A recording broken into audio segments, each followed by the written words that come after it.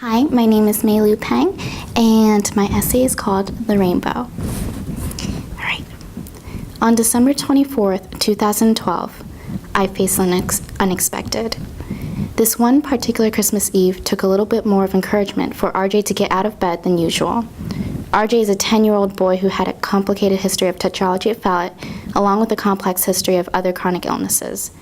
RJ also had Down syndrome. He had undergone a number of aggressive surgical procedures and had been on and off ECMO numerous times. RJ had been admitted into the cardiac intensive care unit for over half a year and was on complete bed rest. However, 3 months later, RJ learned how to stand again. Then 5 weeks later, RJ was able to slowly walk up and down the hallway by his room. On this particular day, upon RJ's request, RJ's mother, the nurse, the physical therapist, and I, as a nurse extern, assisted RJ to use the restroom. 10 minutes later, RJ became unresponsive. RJ's heart rate rapidly dropped and required immediate compressions. I quickly pressed the code alarm and called for assistance.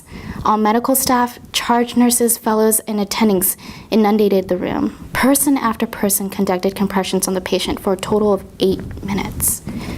ECMO machines were swept into the room, prepared for rapid deployment. Stop. Everyone froze, and the mother repeated her shaking voice. Stop. Let him go. Please. He is tired. Please stop. Silence filled the room. Are you sure? Asked a fellow. Yes.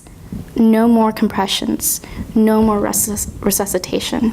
No more ECMO, the mother said as tears streamed from her eyes.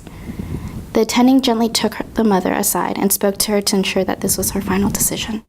When it was made clear that we would transition over to comfort care, everyone left the room. The room went from a moment of shaking turbulence to complete stillness, and quiet sobs broke through as I followed the sounds to the back of the room. With a tissue box, I silently sat next to her and listened. She asked me, Was this the right thing to do? Did I cut his life short? Should I have let this go on? Is this all my fault? I looked into her eyes filled with doubt and fear. Whether or not she had made the right decision, I was certain of one thing. I told her I was certain that she was a mother who cared deeply for her son.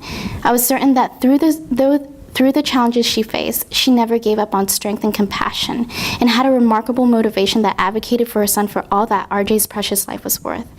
On this night, there were tears, but there was also laughter as we celebrated how far RJ has made it with his enviable enthusiasm for life. There was a sunset, there was a storm, but there was also a rainbow. The meaning of this day was fully present in the tears and laughter as we recalled our memories of RJ, where we shared our sentiments, determination for the future, and celebration. We talked about our dreams of working to change the stereotypes and prejudice regarding Down syndrome. We talked about how having disabilities did not mean that dreams were over or even compromised for RJ. Yes, RJ may have had to jump through a couple more hurdles than others did, but he still had a very bright life. I have learned that many avoid the difficult discussion of end-of-life care, but I have learned to embrace it. I've learned that we can find beauty even in the most devastating situation. We are the eye of the beholder, and when we allow for honesty and let ourselves feel it, then we do not have to see what a life has been taken away, but what a life there has been. And when we allow ourselves to lean into joy and give into these moments, then we can build resilience and cultivate hope of not moving on, but moving forward. RJ's mother and I talked about taking the memories, the precious faiths and stories, and the things that RJ has taught us with us into the future. It is through these lessons I have found ways that gave me compassion and humility as a future nurse to see the world as rich and unique as RJ saw. It is through these experiences I have found my heavy compassion of developing strong nurse-patient-family relationship, of fighting childhood's most devastating illnesses together. It is through these experiences that I am so much more aware that defects and disabilities does not define our children, and I'm inspired to see my pediatric patients for who they are inside, for what they have to offer, rather than what they lack or how they are different.